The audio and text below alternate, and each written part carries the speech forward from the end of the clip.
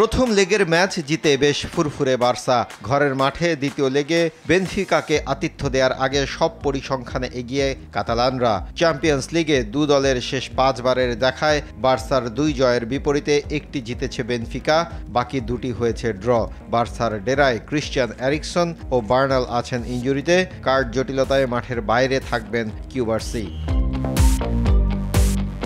ঘরের মাঠে বায়ার্নকে আতিথ্য দেওয়ার আগে স্বস্তিতে নেই লেভারকুসেন। দলের 5 ফুটবলারের ইনজুরি, বিপরীতে বায়ার্ন ডেরায় দলের প্রাচীর ম্যানুয়েল নোয়ারের ইনজুরি কোচের ভাবনার বড় কারণ। সাথে অসুস্থ থাকা পাভলোভিচ এই ম্যাচে থাকছেন মাঠের বাইরে। এর আগে প্রথম লেগে বড় ব্যবধানে জেতায় আত্মবিশ্বাসে এগিয়ে থেকেই এই ম্যাচে মাঠে নামবে বায়ার্ন মিউনিখ। সবচেয়ে বড় ম্যাচটা হবে অ্যানফিল্ডে। লিভারপুলের ঘরের মাঠে জমজমাট ফুটবল রোমাঞ্চের অপেক্ষায় ভক্তরা। প্রথম লেগে 1-0 ব্যবধানে এগিয়ে থাকা লিভারপুল এই ম্যাচে কিছুটা এগিয়ে থেকেই মাঠে নামবে। দ্য রেডসদের ডেরায় 3 ফুটবলার ইনজুরিতে থাকলেও পিএসজি কোচ এদিক থেকে থাকছেন নির্ভার।